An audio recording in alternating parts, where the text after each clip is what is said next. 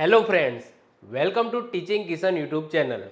તો આપણે constable special current અફેરની સિરીઝની અંદર અત્યાર સુધી આપણે વિજ્ઞાન અને ટેકનોલોજી એટલે કે સાયન્સ એન્ડ ટેકનું છેલ્લા 6 મહિનાનું જેટલું પણ કરંટ અફેર્સ બનતું હતું એ આપણે કવર કરી ગયા 2 લેક્ચરની અંદર।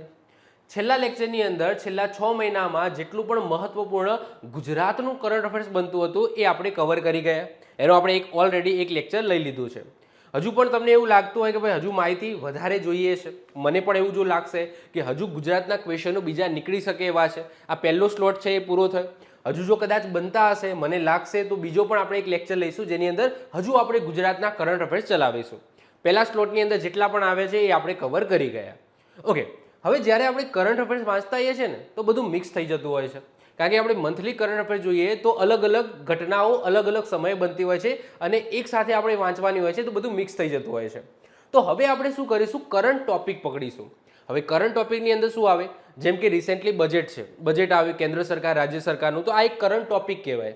પછી સમજી લો કે છેલ્લા 6 મહિનાની અંદર કોઈ મહત્વપૂર્ણ એવોર્ડ્સ આપવામાં આવ્યા હોય, કોઈ મહત્વપૂર્ણ સન્માન આપવામાં આવ્યા હોય તો આ એક અલગ ટોપિક થઈ ગયું। ત્રીજો ટોપિક આવો બની શકે કે ભારતની અંદર કોઈ ઘટના પહેલી વખત બની હોય, ફર્સ્ટ ટાઈમ બની હોય તો આ એક કરંટ ટોપિક થઈ ગયો, તો એના ઉપર વિડીયો બની શકે। કોઈ એવી ઘટના સમજી લો કે કોઈ જેમ કે અત્યારે એઆઈનો જમાનો છે તો એઆઈ આધારિત બધા ક્વેશ્ચનો એમાંથી આપણે એક અલગ ટોપિક નીકળી શકે। તો હવે શું કરીશું, આપણે અલગ અલગ ટોપિકો પકડીશું। તો આજના લેક્ચરની અંદર આપણે શું જોઈશું કે છેલ્લા 6 મહિનામાં જે પણ ભારત સરકારની અંદર મહત્વપૂર્ણ પદ છે એ પદ ઉપર કોઈ નવા વ્યક્તિની નિમણૂક થઈ હોય અથવા તો નવા વ્યક્તિ ચૂંટાયા હોય, નિમણૂક પણ થઈ શકે, ચૂંટાઈ પણ શકે, તો હવે એ વ્યક્તિની વાત કરીશું, એ પદની વાત કરીશું। હવે બીજી પોસિબિલિટી એવી પણ બની શકે કે કદાચ તમને એ વ્યક્તિ પૂછાય નહીં પરંતુ એ પદ વિશે માહિતી પૂછી શકે। એક્ઝામ્પલ તરીકે વાત કરીએ કે આપણા નવા ઉપરાષ્ટ્રપતિ બને તો કદાચ એ ઉપરાષ્ટ્રપતિનું નામ ના પૂછાય કે ભાઈ ભારતના નવા ઉપરાષ્ટ્રપતિ કોણ બને છે એવું ના પૂછાય, પરંતુ ઉપરાષ્ટ્રપતિ નવા બન્યા છે એના કારણે બંધારણમાંથી ઉપરાષ્ટ્રપતિને લઈને ક્વેશ્ચન પૂછાઈ શકે કે ભાઈ બંધારણના કયા અનુચ્છેદની અંદર ઉપરાષ્ટ્રપતિની વાત કરવામાં આવી છે અથવા તો કયા અનુચ્છેદની અંદર ઉપરાષ્ટ્રપતિ પોતાના હોદ્દાની રૂહે રાજ્યસભાના સભાપતિ બનશે। ક્લિયર છે? તો ક્વેશ્ચન બંધારણમાંથી પૂછાઈ શકે, પરંતુ કદાચ બંધારણમાંથી એવા ક્વેશ્ચનો પૂછાય જે કરંટ અફેર્સ સાથે લિંક હોય। તો આજના લેક્ચરની અંદર માત્ર ને માત્ર આપણે કરંટ અફેર્સ નહીં જોઈએ, પરંતુ એ કરંટ અફેર્સની સાથે સાથે બંધારણના જીકેના ક્વેશ્ચનો પણ જોઈશું। ઓકે, તો આપણે બંને વસ્તુ સાથે લઈને આજના લેક્ચરની અંદર ચાલીશું। તો આજના લેક્ચરમાં આપણે શું જોવાનું છે, તો છેલ્લા 6 મહિનાની અંદર જે પણ મહત્વપૂર્ણ પદ છે કેન્દ્ર સરકારની અંદર, તો એ કેન્દ્ર સરકારમાં કોઈ નવા વ્યક્તિની ચૂંટણી થઈ હોય, નિમણૂક થઈ હોય તો એવા વ્યક્તિઓની વાત કરીશું અને એને સુસંગત બંધારણના જીકેના ક્વેશ્ચનો જોઈશું। ઓકે, તો શરૂઆત કરીએ છીએ। એમાં સૌથી જ પહેલો ક્વેશ્ચન છે આપણા ચીફ ઓફ ડિફેન્સ સ્ટાફ વિશે। તો ભારતના નવા ચીફ ઓફ ડિફેન્સ સ્ટાફ એટલે કે સીડીએસ તરીકે કોની નિમણૂક કરવામાં આવી છે, તો બધાને ખબર છે લેફ્ટનન્ટ જનરલ NS રાજા સુબ્રમણ્યમની નિમણૂક કરવામાં આવી છે। હવે આ પદ છે ને નવું છે, એટલે કે એટલું બધું પણ જૂનું નથી, એટલે કે જ્યારે બંધારણ બન્યું ત્યારે આ પદની વાત નથી થઈ, હમણાં જ બન્યું છે જ્યારે બિપિન રાવત સાહેબ પહેલા સીડીએસ બન્યા હતા। સીડીએસ એ આપણી ત્રણેય પાંખ એટલે કે આર્મી, નેવી અને એરફોર્સ, આ ત્રણેય પાંખના હેડ કહી શકાય। ઓકે, ત્રણેય પાંખના હેડ હોય છે અલગ અલગ, એ ત્રણેય હેડના પણ હેડ કહેવાય છે 4 સ્ટાર। ઓકે, એમને વર્દી ઉપર 4 સ્ટાર હોય છે, 3 સ્ટાર એટલે આમ 4 સ્ટાર 3 સ્ટાર એટલે તમે પોલીસની ભાષામાં ના સમજતા, પરંતુ આ 4 સ્ટાર રેન્કિંગ વ્યક્તિ હોય છે સીડીએસ, જે ત્રણેય પાંખના હેડ તમે કહી શકો છો। અને આ એટલા માટે આ પદ બનાવવામાં આવ્યું છે કે એક જ વ્યક્તિ સાથે સરકાર છે એ ઇન્ટરેક્ટ કરીને ત્રણેય પાંખને ઓર્ડર આપી શકે છે। તો આ સરસ મજાનું પદ છે સીડીએસ। બિપિન રાવત સાહેબ પહેલા બન્યા હતા, બધાને ખબર છે, એમની દુર્ઘટનાની અંદર એમનું મૃત્યુ થઈ ગયું હતું। તો આ પદની વાત કરીએ તો ભારતના નવા ચીફ ઓફ ડિફેન્સ સ્ટાફ કોણ બન્યા છે રિસેન્ટલી, તો લેફ્ટનન્ટ જનરલ NS રાજા સુબ્રમણ્યમ સાહેબ બન્યા છે। અહીંયા ઇમેજ પણ મેં મૂકેલી છે, તો ઇમેજ પણ તમે જોઈ શકો છો। તેમને જનરલ અનિલ ચૌહાણનું સ્થાન લીધું। કોનું સ્થાન લીધું છે, તો અત્યાર સુધી કોણ હતા, અનિલ ચૌહાણ હતા, એમનું સ્થાન એમને લીધું છે।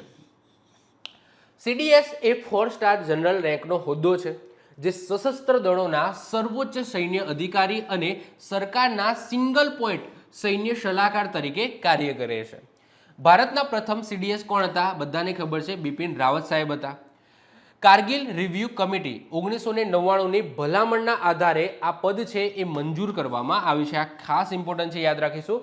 Kargil review committee 1999. મેં એમ કીધું એમ કે ભાઈ કદાચ વ્યક્તિનું નામ ના પૂછાય, સીડીએસ હમણાં કોણ બન્યા છે એ ના પૂછાય, પરંતુ સીડીએસને લઈને જે જીકેના ક્વેશ્ચનો છે, જે બંધારણની અંદરના ક્વેશ્ચનો છે એ કદાચ પૂછાઈ જાય તો આપણે આ પણ યાદ રાખવાનું, આ પણ યાદ રાખવાનું છે. ક્લિયર છે? ઓકે, ચલો વધીએ આગળ વાત કરીએ. ભારતના 15મા નંબરના ઉપરાષ્ટ્રપતિ તરીકે, વાઇસ પ્રેસિડેન્ટ તરીકે કોણે શપથ લીધી છે, કોની વરણી કરવામાં આવી છે, કોને નિમણૂક કરવામાં આવી છે? તો આન્સર આવશે CP રાધાકૃષ્ણન. કોની? CP રાધાકૃષ્ણનની નિમણૂક કરવામાં આવી છે. બંધારણીય જોગવાઈની વાત કરીએ તો અનુચ્છેદ નંબર 63, આ ખાસ યાદ રાખજો કારણ કે હમણાં જ વાઇસ પ્રેસિડેન્ટ બન્યા છે તો ક્વેશ્ચન બની શકે. અનુચ્છેદ નંબર 63ની અંદર ભારતમાં શું હશે? એક ઉપરાષ્ટ્રપતિ હશે. અને અનુચ્છેદ નંબર 64ની અંદર એવું લખેલું છે કે ઉપરાષ્ટ્રપતિ પોતાના હોદ્દાની રૂહે રાજ્યસભાના શું બનશે? સભાપતિ બનશે. ક્લિયર છે? ઓકે, તો ઉપરાષ્ટ્રપતિ પોતાના હોદ્દાની રૂહે રાજ્યસભાના અધ્યક્ષ, ચેરમેન અથવા તો સભાપતિ બનશે. ભારતના પ્રથમ ઉપરાષ્ટ્રપતિ કોણ હતા? તો ડોક્ટર સર્વપલ્લી રાધાકૃષ્ણન હતા. તો પહેલા તો યાદ છે, એમાં પણ રાધાકૃષ્ણન, અહીંયા પણ રાધાકૃષ્ણન છે. ઓકે, વધીએ આગળ વાત કરીએ. ભારતના 53મા નંબરના મુખ્ય ન્યાયાધીશ એટલે કે ચીફ જસ્ટિસ ઓફ ઇન્ડિયા એટલે કે સર્વોચ્ચ અદાલતના મુખ્ય ન્યાયાધીશ, એમની રિસેન્ટલી નિમણૂક કરવામાં આવી છે. તો કોણે પદભાર સંભાળ્યો છે? તો ન્યાયમૂર્તિ સૂર્યકાંત દ્વારા આ પદ છે એ સંભાળવામાં આવે છે. વેરી ઇમ્પોર્ટન્ટ છે, યાદ રાખીશું. બંધારણીય જોગવાઈની વાત કરીએ તો સુપ્રીમ કોર્ટની સ્થાપના અને રચનાની વાત કયા અનુચ્છેદની અંદર કરવામાં આવી છે? તો અનુચ્છેદ નંબર 124ની અંદર કરવામાં આવી છે. મુખ્ય ન્યાયાધીશને શપથ કોણ લેવડાવે છે? તો પ્રેસિડેન્ટ લેવડાવે છે. એટલે કે અત્યારે પ્રેસિડેન્ટ કોણ છે? દ્રૌપદી મુર્મુ છે. તો દ્રૌપદી મુર્મુ છે એ આમને સૂર્યકાંતને શું લેવડાવશે? શપથ લેવડાવશે. તો રાષ્ટ્રપતિ લેવડાવે છે અને તેમની નિવૃત્તિ કયા વર્ષે થાય છે? તો 65 વર્ષે થાય છે. એમની એજ જો 65 વર્ષ થઈ ગઈ હોય તો એમને આ પદ છે એ છોડવું પડે. કોને? આપણા ચીફ જસ્ટિસ ઓફ ઇન્ડિયાને. ભારતના પ્રથમ મુખ્ય ન્યાયાધીશ કોણ હતા? તો આપણા ગુજરાતી હતા. કોણ હતા? હરિલાલ જે કાણિયા હતા. કોણ હતા? હરિલાલ જે કાણિયા હતા. તો વેરી ઇમ્પોર્ટન્ટ છે, યાદ રાખીશું. તો 53મા નંબરના મુખ્ય ન્યાયાધીશ કોણ બન્યા છે એ નામ યાદ રાખીશું, સૂર્યકાંત. સાથે સાથે ચીફ જસ્ટિસ ઓફ ઇન્ડિયા અને સુપ્રીમ કોર્ટને લઈને જે પણ બંધારણીય ક્વેશ્ચનો બને છે એ પણ તમારે ખાસ યાદ રાખવાના છે. ઓકે, વધીએ આગળ વાત કરીએ. ભારતના 26મા મુખ્ય ચૂંટણી કમિશનર એટલે કે ચીફ ઇલેક્શન કમિશનર તરીકે કોની નિમણૂક કરવામાં આવી છે? તો જ્ઞાનેશ કુમારની નિમણૂક કરવામાં આવી છે. વેરી ઇમ્પોર્ટન્ટ છે, યાદ રાખીશું. બંધારણીય જોગવાઈની વાત કરીએ, ઇમેજીસ જોતા રહેજો. ઓકે, સાથે સાથે એ વ્યક્તિની ઇમેજીસ પણ મૂકેલી છે. બંધારણીય જોગવાઈની વાત કરીએ તો ભાગ નંબર 15ના અનુચ્છેદ નંબર 324 હેઠળ ભારત ચૂંટણી પંચ એ 3 સદસ્યોની સંસ્થા છે. ઓકે, ચૂંટણી પંચની અંદર 3 વ્યક્તિઓ હશે. એમાંથી એક મુખ્ય ચૂંટણી કમિશનર હશે અને 2 અન્ય કમિશનર હશે. ભારતના પ્રથમ મુખ્ય ચૂંટણી કમિશનર કોણ હતા? તો સુકુમાર સેન હતા. અને એવું પૂછાય પ્રથમ મહિલા ચૂંટણી કમિશનર કોણ બન્યા હતા? તો VS રમાદેવી બન્યા હતા. ઓકે, તો પુરુષમાં એટલે કે પહેલા પૂછાય તો સુકુમાર સેન આવશે અને મહિલા શબ્દ યુઝ થઈ જાય કે ભારતના પહેલા મહિલા કમિશનર કોણ બન્યા હતા ચૂંટણીના? તો એ આવશે VS રમાદેવી. ક્લિયર છે? તો ખાસ યાદ રાખજો. રિસેન્ટલી ચીફ ઇલેક્શન કમિશનર કોણ બન્યા છે? તો જ્ઞાનેશ કુમાર બન્યા છે. ઓકે, ખાસ યાદ રાખજો. અને આ જીકેના ક્વેશ્ચનો છે, બંધારણીય ક્વેશ્ચનો છે, એ પણ તમારે યાદ રાખવાના છે. આગળ વાત કરીએ. મે 2026માં પશ્ચિમ બંગાળના નવા મુખ્યમંત્રી તરીકે કોણે શપથ લીધી છે? તમને ખબર છે, થોડા એવા રાજ્યોની અંદર રિસેન્ટલી ઇલેક્શન થયા છે તો એમાં નવા મુખ્યમંત્રીની નિમણૂક થઈ છે. એમાંથી 2 સ્ટેટના મુખ્યમંત્રી ખાસ યાદ રાખવાના છે. એક છે તામિલનાડુ અને બીજા છે પશ્ચિમ બંગાળ. પશ્ચિમ બંગાળ બહુ ચર્ચામાં હતું એટલા માટે ખાસ યાદ રાખીશું. મે 2026માં પશ્ચિમ બંગાળના નવા CM મુખ્યમંત્રી તરીકે કોણે શપથ લીધા છે? તો શુભેન્દુ અધિકારી, એમનું નામ છે શુભેન્દુ અધિકારીએ શપથ લીધા છે. આ એમની ઇમેજ છે. તેમને પશ્ચિમ બંગાળમાં ભાજપના પ્રથમ મુખ્યમંત્રી બન્યા છે. ભાજપે 294 બેઠકોમાંથી 207 બેઠકો જીતીને ઇતિહાસ રચી દીધો છે. બંધારણીય જોગવાઈની વાત કરીએ તો અનુચ્છેદ નંબર 164 હેઠળ રાજ્યપાલ મુખ્યમંત્રીની નિમણૂક કરે છે. જો મુખ્યમંત્રી કોણ બને? જે પણ પાર્ટી છે, જે પણ પાર્ટી સૌથી વધારે સીટ મેળવે તો એ પાર્ટીમાંથી કોઈ એક વ્યક્તિ છે એ CM બનતા હોય છે. તો અનુચ્છેદ નંબર 164 હેઠળ જે વ્યક્તિ આગળ આવે છે એ પાર્ટીમાંથી સીએમ બનવા માટે, તો અનુચ્છેદ નંબર 164 હેઠળ એ રાજ્યના જે રાજ્યપાલ હોય છે એ એમને શપથ લેવડાવે છે. ભારતમાં સૌથી લાંબો સમય મુખ્યમંત્રી રહેવાનો રેકોર્ડ કોની પાસે છે? તો પવનકુમાર ચામલિંગ પાસે છે. પવનકુમાર ચામલિંગ જે સૌથી લાંબો સમય સિક્કિમના સીએમ મુખ્યમંત્રી રહ્યા છે. ઓકે, આગળ વાત કરીએ. 4 મે 2026ના રોજ તામિલનાડુના નવા મુખ્યમંત્રી કોણ બન્યા છે? એ તો બધાને ખબર જ છે. ઓકે, આપણા થાલાપતિ વિજય. ઓકે, આપણે મૂવીની અંદર જોતા હશું, સાઉથની મૂવીના હીરો છે થાલાપતિ વિજય, જેમને પોતાની પાર્ટી બનાવી, ચૂંટણી લડ્યા અને ચૂંટણી જીતી પણ ગયા અને મુખ્યમંત્રી પણ બની ગયા. તો તમે જુઓ કે એક્ટર છે આપણા જીવનની અંદર કેટલા ઇન્ફ્લુઅન્સ કરે છે કે આપણે એમને એઝ અ સીએમ મુખ્યમંત્રી બનાવ્યા છે. ઓકે, તો થાલાપતિ વિજય, એમનું નામ છે સી જોસેફ વિજય. ઓકે, પણ આપણે એમને થાલાપતિ વિજય તરીકે ઓળખીએ છીએ. મૂવીની અંદર થાલાપતિ વિજય એવું લખાઈને આવે છે જ્યારે એ મૂવીની અંદર હોય છે. તો એમની નવી પાર્ટી તમિલંગા વર્ટી કજગમ. ઓકે, પરંતુ આપણે એ યાદ નહીં રાખીએ, આપણે આટલું બધું લાંબુ નામ છે એટલા માટે આપણે ટીવીની અંદર પણ વીટીકે આવું જ સાંભળતા હશો. તો વીટીકે 108 બેઠકો જીતી છે. કેટલામાંથી? તો 234 બેઠકોમાંથી. તો તામિલનાડુ વિધાનસભાની કુલ બેઠકો 234 છે, એમાંથી 108 બેઠકો જીતીને ઓકે એમની પાર્ટી છે વિજય બની અને એમાંથી વિજય છે એ મુખ્યમંત્રી બન્યા. ઓકે, ચલો વધીએ આગળ વાત કરીએ. આંધ્રપ્રદેશ હાઈકોર્ટના પ્રથમ મહિલા મુખ્ય ન્યાયાધીશ તરીકે કોની નિમણૂક થઈ છે? તો આન્સર આવશે ન્યાયમૂર્તિ લીસા ગિલ. ઓકે, અહીંયા વાત થાય છે આંધ્રપ્રદેશના હાઈકોર્ટના જે મુખ્ય જજ હોય એમની વાત થાય છે. તો આપણા માટે કદાચ ઇમ્પોર્ટન્ટ ના હોય કારણ કે આંધ્રપ્રદેશ છે, પરંતુ આંધ્રપ્રદેશમાંથી ક્વેશ્ચન એટલા માટે પૂછાઈ શકે કે આંધ્રપ્રદેશ જે હાઈકોર્ટ છે ને એ ભારતની સૌથી નવી હાઈકોર્ટ છે, હમણાં જ બનેલી છે, એટલે કે છેલ્લે બનેલી હાઈકોર્ટ છે, એટલા માટે કદાચ ક્વેશ્ચન પૂછાઈ શકે. અને ત્યાંના પ્રથમ મહિલા જજ બન્યા છે એટલા માટે કદાચ ક્વેશ્ચન પૂછાઈ શકે. સાથે સાથે આ ક્વેશ્ચન એટલા માટે લેવો હતો કે ભાઈ હાઈકોર્ટના જજને લઈને જે જીકેના ક્વેશ્ચનો છે હું કરાવી શકું. ઓકે, તો આંધ્રપ્રદેશ હાઈકોર્ટના પ્રથમ મહિલા મુખ્ય ન્યાયાધીશ તરીકે કોની નિમણૂક કરવામાં આવી છે? તો ન્યાયમૂર્તિ લીસા ગિલની નિમણૂક કરવામાં આવી છે. બંધારણીય જોગવાઈની વાત કરીએ તો અનુચ્છેદ નંબર 214ની અંદર દરેક રાજ્યની અંદર એક વડી અદાલત એટલે કે હાઈકોર્ટ હશે એવું લખેલું છે. ભારતના કોઈ પણ હાઈકોર્ટના પ્રથમ મહિલા મુખ્ય ન્યાયાધીશ ઓકે લીસા સેઠ એ હિમાચલ પ્રદેશ હાઈકોર્ટના હતા. એટલે કે ટોટલ ઓવરઓલ ઇન્ડિયાની વાત કરીએ તો ઓવરઓલ ઇન્ડિયાની અંદર કોઈ હાઈકોર્ટના પહેલા મહિલા બન્યા હોય તો એવા વ્યક્તિ કોણ હતા? મહિલા જજ બન્યા હોય તો એવા વ્યક્તિ કોણ હતા? લીલા સેઠ હતા, જે હિમાચલ પ્રદેશ હાઈકોર્ટના પહેલી વખત ઓકે હાઈકોર્ટના મેન મુખ્ય જજ છે એ બન્યા હતા. ન્યાયાધીશ, જજ નહીં ન્યાયાધીશ બન્યા હતા. ક્લિયર છે? આંધ્રપ્રદેશ હાઈકોર્ટ એ ભારતની સૌથી નવી અને 25મા નંબરની હાઈકોર્ટ છે, જે ક્યાં આવેલી છે? અમરાવતી ખાતે આવેલી છે. ક્લિયર છે? ચલો યાદ રાખીશું. આગળ વાત કરીએ લોકલેખા સમિતિ એટલે કે PACના અધ્યક્ષ તરીકે કોની પુનઃ નિમણૂક કરવામાં આવી? એટલે કે એ જ હતા અને એ જ રહ્યા, જસ્ટ પુનઃ નિમણૂક એમની થઈ છે. તો આન્સર શું આવશે? KC વેણુગોપાલ. તો KC વેણુગોપાલની ફરીથી લોકલેખા સમિતિ એટલે કે PACના અધ્યક્ષ બનાવવામાં આવ્યા છે. હવે આ શું છે સમજો. લોકલેખા સમિતિ એ સંસદની સૌથી જૂની નાણાકીય સમિતિ છે. આ ક્વેશ્ચન પૂછાઈ શકે. જેની સ્થાપના 1921માં એટલે કે આઝાદી પહેલા થઈ હતી. મોન્ટેગ્યુ ચેમ્સફર્ડ જે સુધારો હતો એ અંતર્ગત આ સમિતિની રચના કરવાની વાત થઈ હતી. તેમાં કુલ 22 સભ્યો હોય છે, 15 લોકસભામાંથી અને 7 રાજ્યસભામાંથી. પરંપરાગત રીતે આ સમિતિના અધ્યક્ષ વિરોધ પક્ષના જે નક્કી કરવામાં આવે એ વ્યક્તિ હોય છે. અને આ સમિતિ CAG એટલે કે કેગના અહેવાલોની તપાસ કરે છે. જે કેગ છે, કેગ તમને ખબર જ છે, કેગનું કામ શું? કે સરકાર છે જેની અંદર આવક અને ખર્ચો કરે છે, તો એ આવક અને ખર્ચા ઉપર નિયંત્રણ તો નહીં, દેખરેખ રાખવાનું કામ કેગ કરે છે. તો બહુ મહત્વપૂર્ણ આ સમિતિ છે જેના ફરીથી અધ્યક્ષ પુનઃ નિમણૂક તરીકે KC વેણુગોપાલ છે. કદાચ આ વ્યક્તિનું નામ ના પૂછાય, આ ક્વેશ્ચનમાંથી ના પૂછાય, પરંતુ અહીંયાથી પૂછાઈ શકે.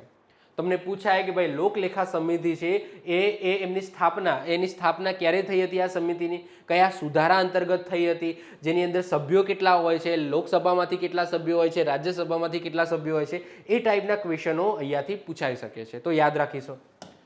આગળ વાત કરીએ છીએ એપ્રિલ 2026માં બિહારના મુખ્યમંત્રી અને માર્ચ 2026માં રાજ્યપાલ તરીકે કોની નિમણૂક કરવામાં આવી છે? એટલે કે બિહારના મુખ્યમંત્રી કોણ બન્યા નવા અને બિહારના નવા રાજ્યપાલ કોણ બન્યા છે?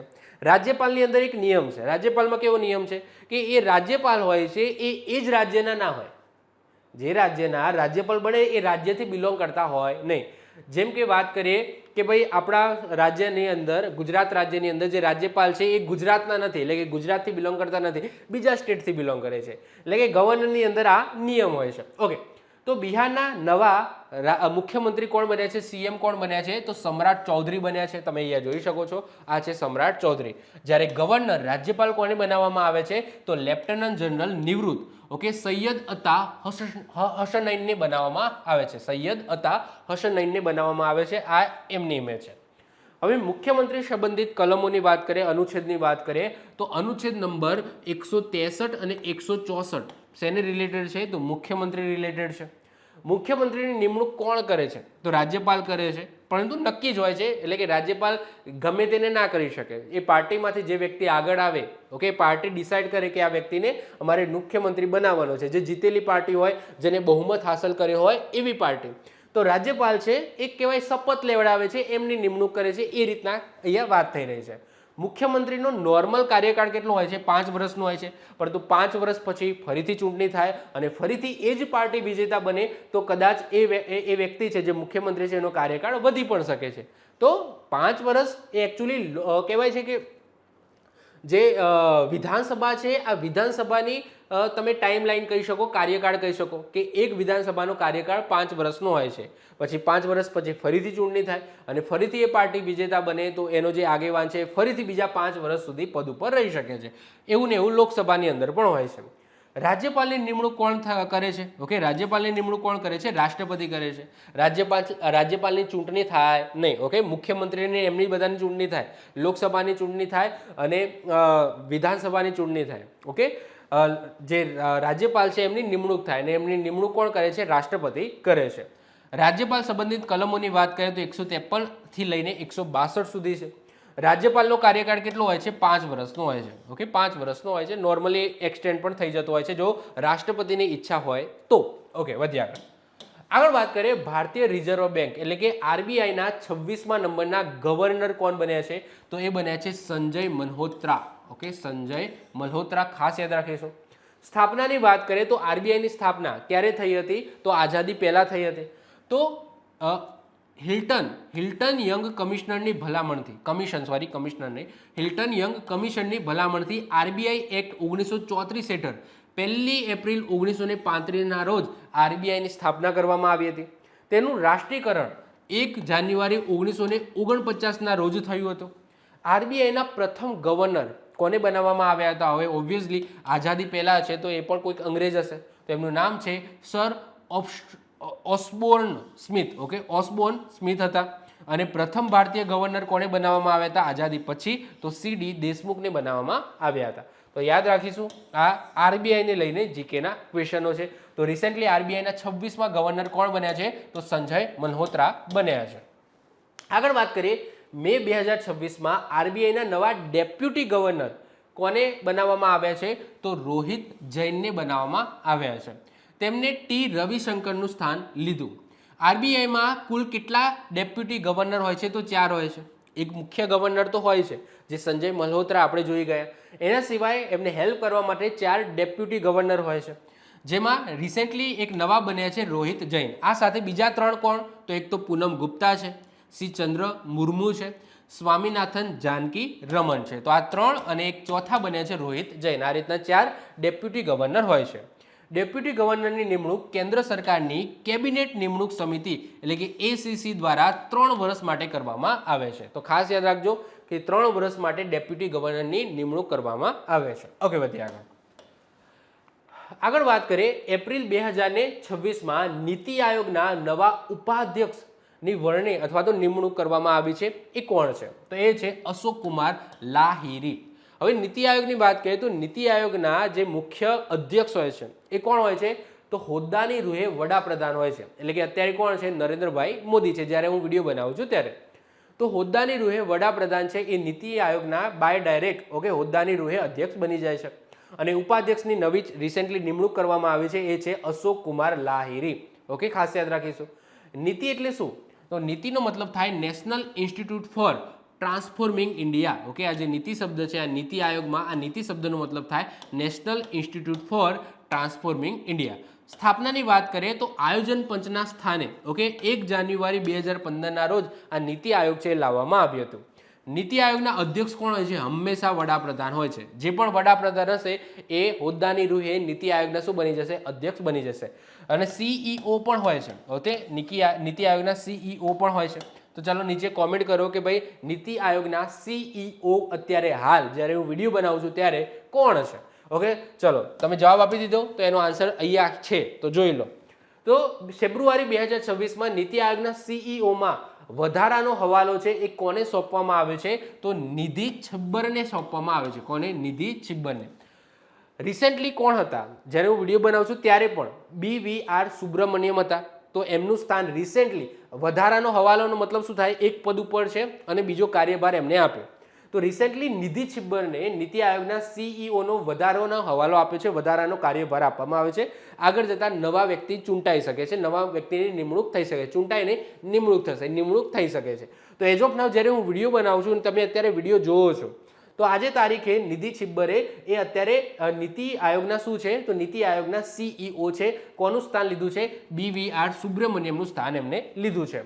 નીતિ આયોગમાં સીઈઓની નિમણૂક સીધા વડાપ્રધાન દ્વારા એક નિશ્ચિત કાર્યકાળ માટે કરવામાં આવે છે.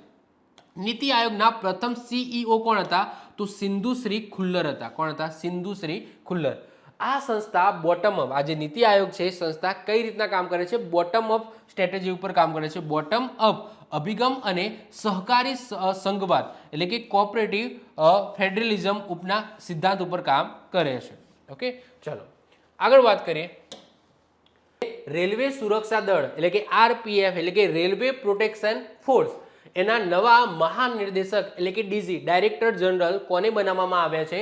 તો સોનાલી મિશ્રાને બનાવવામાં આવ્યા છે. હવે રેલવે પ્રોટેક્શન ફોર્સની વાત કરીએ તો એની સ્થાપના રેલવે પ્રોટેક્શન ફોર્સ એક્ટ 1957 અંતર્ગત કરવામાં આવી હતી. આ કેન્દ્રીય સશસ્ત્ર પોલીસ દળ એટલે કે CAPF નો જ એક ભાગ છે જે રેલવે મુસાફરો અને એની સંપત્તિની સુરક્ષા કરે છે. તો જસ્ટ યાદ રાખજો, રેલવે પ્રોટેક્શન ફોર્સના નવા ડાયરેક્ટર જનરલ એટલે કે મહાનિર્દેશક કોને બનાવવામાં આવ્યા છે? તો સોનાલી મિશ્રાને બનાવવામાં આવ્યા છે. આગળ વાત કરીએ જૂન 2025માં ભારતની ગુપ્તચર એજન્સી જે આપણે રો કહીએ છીએ, તો રોના નવા પ્રમુખ અધ્યક્ષ જે પણ કોણ બન્યા છે? તો એ બન્યા છે પરાગ જૈન. કોણ બન્યા છે? પરાગ જૈનને બનાવવામાં આવ્યા છે. રોનો મતલબ શું થાય? તો રિસર્ચ એન્ડ એનાલિસિસ વિંગ. તે ભારતની બાહ્ય ગુપ્તચર એજન્સી છે જેની સ્થાપના 1962ના ભારત ચીન યુદ્ધ અને એના પછી 1965માં ભારત પાકિસ્તાન યુદ્ધ બાદ 21 સપ્ટેમ્બર 1968ના રોજ કરવામાં આવી હતી. તમને ખબર છે કે 1962માં ભારત અને ચાઇનાનું યુદ્ધ થયું હતું. પછી 1965ની અંદર ઇન્ડો પાકિસ્તાન એટલે કે ભારત પાકિસ્તાન યુદ્ધ થયું હતું. એના પછી 21 સપ્ટેમ્બર 1968ના રોજ આપણે આ રો એની સ્થાપના કરી હતી. તેના સ્થાપક વડા કોણ છે? તો RN કાવ છે. ઓકે, પહેલા જે જ્યારે જેની સ્થાપના થઈ ત્યારે પ્રમુખ કોણ હતા? તો RN કાવ હતા. આગળ વાત કરીએ જનગણના 2027. હવે જો રિસેન્ટલી તમને ખબર છે કે અત્યારે જનગણના ચાલી રહી છે. તો તમે મને જો નીચે કોમેન્ટની અંદર કહેશો કે ભાઈ જનગણના ઉપર એક ડેડિકેટેડ વિડીયો લાવો કરંટ ટોપિકનો, તો તમે કોમેન્ટ જો વધારે હશે તો હું લઈને આવતો હોઈશ. તો કોમેન્ટ કરજો કે ભાઈ જનગણના ઉપર તમારે એક ડેડિકેટેડ કરંટ ટોપિક જોઈએ છે કે નહીં. જો વધારે કોમેન્ટ હશે તો હું નેક્સ્ટ જ કે એના 2 દિવસ પછી એનો એક અલગથી એક ટોપિક લઈને આવીશ જેમાં આપણે જનગણના વિશે આપણે જેટલા પણ જીકેના ક્વેશ્ચનો છે, ભૂતકાળની અંદર જનગણનાની શરૂઆત કઈ રીતના થઈ, કોના સમયમાં થઈ, અંગ્રેજોના સમયમાં થઈ હતી, તો આ બધી જે માહિતી છે એ હું લઈને આવીશ. જો કોમેન્ટ આવશે તો લાવીશ, બાકી પછી બીજા જે ટોપિકો છે એ હું ચલાવીશ. ઓકે, તો જનગણના 2027ની વાત કરીએ તો પ્રથમ સંપૂર્ણ ડિજિટલ જનગણના છે. એના માટે રાષ્ટ્રીય બ્રાન્ડ એમ્બેસેડર કોણ બન્યા છે? તો સુદર્શન પટનાયક બન્યા છે. સુદર્શન પટનાયક તમે અહીંયા જોઈ શકો છો, આ વ્યક્તિ છે જે પ્રખ્યાત રેતી કલાકાર છે, ઓડિશાથી બિલોંગ કરે છે, જેમને આ જનગણના 2027ના બ્રાન્ડ એમ્બેસેડર બનાવવામાં આવ્યા છે. ઓકે, ભારતમાં પ્રથમ વખત સમપ્રમાણ જનગણના ક્યારે થઈ હતી? પહેલી વખત 1872ની અંદર લોર્ડ મેયોના સમયમાં થઈ હતી. ભારતમાં પહેલી સત્તાવાર અને નિયમિત જનગણના જે દસકાવાર એટલે કે દર 10 વર્ષે ક્યારે થઈ હતી? શરૂઆત ક્યારે થઈ હતી? તો 1881માં લોર્ડ રિપનના સમયથી થઈ હતી. જનગણના એ કેન્દ્રીય ગૃહ મંત્રાલય હેઠળ registrar general and census commissioner દ્વારા હાથ ધરવામાં આવે છે. એટલે કે આમનો કાર્યભાર હોય છે જનગણના કરાવવાનું. આ જે સેન્સસ કમિશનર છે, આ સેન્સસ કમિશનરના હેઠળ આ બધી જનગણના થતી હોય છે. તો ખાસ જનગણના 2027 અત્યારે કામ ચાલુ થઈ ગયું છે. તમારા ઘરે પણ ટેબ્લેટ લઈને કે મોબાઈલ લઈને આવી જશે જનગણના કરવા માટે, કારણ કે આ ડિજિટલ છે આખી જનગણના. ઓકે, આગળ વાત કરીએ ઈસરોના નવા અધ્યક્ષ કોણ બન્યા છે? તો વી નારાયણ બન્યા છે. મોસ્ટ આઈએમપી યાદ રાખજો. ઓકે, હવે એસ સોમનાથ નથી રહ્યા, હવે કોણ આવી ગયા છે? વી નારાયણ આવી ગયા છે. ઈસરોની વાત કરીએ તો ISRO Indian space research organisation, જેની સ્થાપના 15 ઓગસ્ટ 1969ની અંદર થઈ હતી. જેના સ્થાપક કોણ હતા? તો ડોક્ટર વિક્રમ સારાભાઈ હતા, બધાને ખબર છે. ઈસરોનું મુખ્ય મથક ક્યાં આવેલું છે? હેડક્વાર્ટર આવેલું છે બેંગલુરુમાં. અને તેનું મુખ્ય પ્રક્ષેપણ કેન્દ્ર જ્યાંથી બધું લોન્ચ કરવામાં આવે છે એ છે સતીશ ધવન સ્પેસ સેન્ટર, જે શ્રી હરિકોટા આંધ્રપ્રદેશની અંદર આવેલું છે. ખાસ યાદ રાખજો, ઈસરોના નવા અધ્યક્ષ કોણ બન્યા છે? વી નારાયણ બન્યા છે. કોણ બન્યા છે? વી નારાયણ. ઓકે, આગળ વાત કરીએ ભારતના નવા મહાલેખા નિયંત્રક કેગ નથી હો, સીજીએ છે. CGA. ઓકે, તો કેગ નથી, તો ભારતના નવા મહાલેખા નિયંત્રક એટલે કે CGA અને રક્ષા લેખા મહાનિયંત્રક એટલે કે CGDA કોણ બન્યા છે? તો સૌથી પહેલા આપણે CGA ની વાત કરીએ, એટલે કે કંટ્રોલર જનરલ ઓફ એકાઉન્ટ્સ. કોણ બન્યા છે? તો એ બન્યા છે TCA કલ્યાણી. તમે ઇમેજ અહીંયા જોઈ શકો છો, આ છે TCA કલ્યાણી. રિસેન્ટલી ભારતના CGA બન્યા છે, એટલે કે કંટ્રોલર જનરલ ઓફ એકાઉન્ટ્સ બન્યા છે. કેગ નથી હો, કેગ વસ્તુ અલગ છે, CGA વસ્તુ અલગ છે. ઓકે, અને વાત થાય છે CGDA. CGDA કોણ બન્યા છે? તો રાજકુમાર અરોડા બને છે. અહીંયા તમે જોઈ શકો છો, આ છે રાજકુમાર અરોડા. ઓકે, તો ચલો વધીએ આગળ. તો પહેલા વાત કરીએ કેગની. તો કેગની વાત કરીએ, એનું ફૂલ ફોર્મ થાય કંટ્રોલર જનરલ ઓફ એકાઉન્ટ્સ. તે કેન્દ્ર સરકારના મુખ્ય હિસાબી સલાહકાર હોય છે. બંધારણના અનુચ્છેદ નંબર 150 હેઠળ રાષ્ટ્રપતિ વતી ખાતાઓનું ફોર્મેટ તૈયાર કરવા આ પદ છે એ મદદ કરે છે. નોંધ, CGA એ બંધારણીય સંસ્થા નથી, તે નાણાં મંત્રાલય હેઠળ કામ કરે છે. આ જે CGA છે, આ CGA એ યાદ રાખજો કોઈ બંધારણીય સંસ્થા નથી, એ નાણાં મંત્રાલય હેઠળ કામ કરે છે. અને રાષ્ટ્રપતિ એમનું જે ખાતાઓનું ફોર્મેટ ને બધું કરવા માટે આ જે સંસ્થા છે બનાવવામાં આવી છે, જે નોન બંધારણીય સંસ્થા નથી. ઓકે, વૈધાનિક સંસ્થા ના કહી શકાય. ઓકે, ભૂલ ના કરતા, CGA અને CAG એટલે કે કેગ વસ્તુ અલગ છે અને CGA વસ્તુ અલગ છે. નિયંત્રણ અને મહાલેખા પરીક્ષણ જે આપણે કેગ કહીએ છીએ, બંને અલગ છે. CGA ની વાત કરીએ તો CGA એટલે કે કેગની વાત કરીએ તો કેગ એ કયા અનુચ્છેદની અંદર છે? જો અનુચ્છેદમાં એને અનુચ્છેદ આપેલો હોય ને, તો અનુચ્છેદ અહીંયા દેખાય છે 148 અને અહીંયા અનુચ્છેદ જો 150 છે. કન્ફ્યુઝ ના થતા. આ હેઠળ એક સ્વાયત્ત બંધારણીય સંસ્થા છે. કેગ છે એ કેવી છે? બંધારણીય સંસ્થા છે. જ્યારે CGA એ સરકારી હિસાબોને રાખવાનું કામ કરે છે. એટલે કે અહીંયા જે નિમણૂક થઈ છે TCA કલ્યાણી, તો એ શું બન્યા છે? કેગ નથી બન્યા. એ શું બન્યા છે? તો એ બન્યા છે CGA એટલે કે કંટ્રોલર જનરલ ઓફ એકાઉન્ટ્સ બન્યા છે. કન્ફ્યુઝ ના થતા. આ બધી વસ્તુ મેં ઓલરેડી બંધારણની અંદર મારા વિડીયો જોયા હશે તો એની અંદર ડિટેલ્સમાં કરાયેલી છે. ઓકે, આગળ વાત કરીએ BSF, ITBP અને CVCમાં થયેલી નવી નિમણૂકોની વાત કરીએ તો જાન્યુઆરી 2026ની અંદર બધાના નવા ડાયરેક્ટર જનરલ ચેન્જ થયા છે, મહાનિર્દેશક ચેન્જ થયા છે. જોઈએ તો સૌથી પહેલા વાત કરીએ આપણે BSF, તો બોર્ડર સિક્યુરિટી ફોર્સના વાત કરીએ, નવા ડાયરેક્ટર જનરલ કોને બનાવવામાં આવે છે? પ્રવીણ કુમારને બનાવવામાં આવે છે જાન્યુઆરી 2026ની અંદર. ITBP શું છે? તો Indo Tibetan border police force. Okay, sorry, border police છે. ITBP Indo Tibetan border police, એના ડાયરેક્ટર જનરલ કોણ બન્યા છે? તો શત્રુજીત સિંહ કપૂર બન્યા છે. અને CVC નો મતલબ થાય સેન્ટ્રલ વિજિલન્સ કમિશન, તો એના સત્કર્તા આયુક્ત. ઓકે, સત્કર્તા આયુક્ત કહેવાય છે. એના નવા ડાયરેક્ટર જનરલ કોણ બને છે? તો પ્રવીણ વશિષ્ઠ બન્યા છે જાન્યુઆરી 2026માં. હવે આ જે ત્રણેય સંસ્થા છે એની થોડી માહિતી મેળવી લઈએ. સૌથી પહેલા વાત કરીએ BSF, તો બોર્ડર સિક્યુરિટી ફોર્સ, તો ભારત પાકિસ્તાન અને ભારત બાંગ્લાદેશની સરહદની રક્ષા કોણ કરે છે? BSF કરે છે. પછી ITBP ની વાત કરીએ તો ઇન્ડો તિબેટિયન બોર્ડર પોલીસ, જેની સ્થાપના 1962માં ચીનમાં સાથે યુદ્ધ થયું હતું એના પછી થઈ હતી. આ દળ ભારત ચીનની સરહદ જે હિમાચલ પ્રદેશ ઉપર હિમાચલ પ્રદેશની જે બોર્ડર છે ત્યાં રક્ષા કરે છે. પછી આવે છે CVC સેન્ટ્રલ વિજિલન્સ કમિશન. તો એની વાત કરીએ તો એ સંથાનમ સમિતિની ભલામણ ઉપર 1964માં સ્થાપવામાં આવી હતી. 2003માં તેને વૈધાનિક દરજ્જો મળ્યો હતો. તે ભ્રષ્ટાચાર રોકવા માટેની સર્વોચ્ચ સંસ્થા છે. ભ્રષ્ટાચાર રોકવા માટે આ સંસ્થા બનાવવામાં આવી હતી, સેન્ટ્રલ વિજિલન્સ કમિશન. ઓકે, તો આ ખાસ ઇમ્પોર્ટન્ટ છે, યાદ રાખજો. તો ત્રણના નવા ડાયરેક્ટર જનરલ બદલાયા છે, એટલા માટે આ ક્વેશ્ચન કરંટ અફેર્સનો બની જાય છે. સાથે સાથે જીકેના ક્વેશ્ચનો છે જે તમારે યાદ રાખવાના છે. ક્લિયર? ચલો વધીએ આગળ. આગળ વાત કરીએ એપ્રિલ 2026માં ભૂમિ સંસાધન સચિવ અને MSME સચિવ એટલે કે સેક્રેટરી. MSME નો મતલબ થાય માઇક્રો સ્મોલ મીડિયમ એન્ટરપ્રાઇઝ. એમના સેક્રેટરી અને ભૂમિ સંસાધન સચિવ આ બંને નવા બને છે, નવા નિમણૂક થઈ છે. તો કોણ છે? તો સૌથી પહેલા વાત કરીએ ભૂમિ સંસાધન સચિવ કોણ બન્યા છે? તો નરેન્દ્ર ભૂષણને બનાવવામાં આવે છે. અને માઇક્રો સ્મોલ મીડિયમ એન્ટરપ્રાઇઝ એટલે કે MSME સચિવ સેક્રેટરી કોને બનાવવામાં આવે છે? તો ભરત ખેરાને બનાવવામાં આવે છે. MSME ની વાત કરીએ તો ફૂલ ફોર્મ થાય માઇક્રો સ્મોલ મીડિયમ એન્ટરપ્રાઇઝ. ભારતની GDP અને રોજગારીના ક્ષેત્રમાં હિસ્સો ઘણો મોટો છે MSME નો. નવી વ્યાખ્યા મુજબ ₹1 કરોડ સુધીના રોકાણ અને 5 કરોડ સુધીનું ટર્નઓવર ધરાવતા ઉદ્યોગો એ માઇક્રો સૂક્ષ્મ કહેવાય છે. એના ઉપર તમે જાઓ તો સ્મોલ મીડિયમ અને પછી હેવી પણ આવે છે. તો અહીંયા એક નવી વ્યાખ્યા શું છે કે 1 કરોડ સુધીનું રોકાણ કરેલું હોય અને 5 કરોડ સુધીનું ટર્નઓવર થતું હોય તો એવા ઉદ્યોગની શેમાં લઈશું આપણે? માઇક્રો એટલે કે સૂક્ષ્મની અંદર લઈશું. તો રિસેન્ટલી યાદ રાખજો MSME ના સેક્રેટરી કોણ બન્યા છે? તો ભરત ખેરા બન્યા છે. જ્યારે ભૂમિ સંસાધન સચિવ સેક્રેટરી કોને બનાવવામાં આવે છે? તો નરેન્દ્ર ભૂષણને બનાવવામાં આવ્યા છે.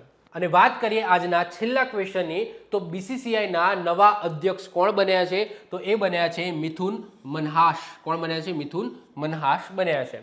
BCCI ની વાત કરીએ તો board of control for cricket in India એટલે કે ભારતની અંદર જેટલી પણ ક્રિકેટની ટુર્નામેન્ટ થાય છે નોટ ઇન્ટરનેશનલ, ભારતની અંદરની જેટલી પણ ટુર્નામેન્ટ થાય છે, એક્ઝામ્પલ તરીકે IPL. તો IPL એ ભારતની ટુર્નામેન્ટ છે, ઇન્ટરનેશનલ ટુર્નામેન્ટ નથી. ભલે ઇન્ટરનેશનલ ખેલાડીઓ એની અંદર રમતા હોય તો આ ભારતની ટુર્નામેન્ટ છે તો એનું સંચાલન કોણ કરશે? BCCI કરશે. પરંતુ જ્યારે ઇન્ટરનેશનલ લેવલ ઉપર વર્લ્ડ કપ ને બધું થાય છે, ઇન્ટરનેશનલ લેવલ ઉપર ક્રિકેટની સ્પર્ધા થાય છે જે બે દેશો વચ્ચે હોય છે, તો એનું આયોજન કોણ કરતું હોય છે? ICC કરતી હોય છે. તો એ વાત થાય છે BCCI ની. તો સ્થાપના ક્યારે થઈ હતી? ડિસેમ્બર 1928માં થઈ હતી. તેનું મુખ્ય મથક વાનખેડે સ્ટેડિયમ મુંબઈ ખાતે આવેલું છે. તેના પ્રથમ પ્રમુખ RE ગ્રાન્ટ ગોવન છે. કોણ હતા? પહેલા પ્રમુખ કોણ હતા? RE ગ્રાન્ટ ગોવન હતા. અત્યારે કોણ છે? તો મિથુન મનહાસ છે. કોણ છે? મિથુન મનહાસ. તો આ સાથે છેલ્લા 6 મહિનાની અંદર જે પણ મહત્વપૂર્ણ નિમણૂકો થઈ છે એ આજના લેક્ચરની અંદર આપણે કવર કરી ગયા. તો નેક્સ્ટ લેક્ચરની અંદર તમારે કયા ટોપિક ઉપર વિડીયો જોઈએ છે, કરંટ ટોપિક ઉપર જોઈએ છે, નીચે કોમેન્ટ કરો. આપણે એના ઉપર કરંટ ટોપિક વિડીયો બનાવી દઈશું. તો જો તમને વિડીયો ગમતા હોય તો વિડીયોને લાઇક કરી દો, મિત્રો સાથે શેર કરતા રહો. જે પણ જરૂરિયાતમંદ સ્ટુડન્ટ હોય, જે કોન્સ્ટેબલની તૈયારી કરતા હોય એના સુધી આ વિડીયો પહોંચાડો. ઓકે, અને પહેલી વખત જો ચેનલ ઉપર આવી ગયા હોય તો આવા જ વિડીયો જોવા માટે ચેનલને સબસ્ક્રાઇબ કરો. બાજુમાં બેલ આઇકન છે એ દબાવી દો જેથી કોઈ નવો વિડીયો અપલોડ કરું તેની નોટિફિકેશન તમને મળતી રહે અને તમારો કોઈ પણ વિડીયો મિસ ના થાય. તો મળીશું નેક્સ્ટ લેક્ચરમાં. Bye, all the best. જય હિન્દ, જય ભારત.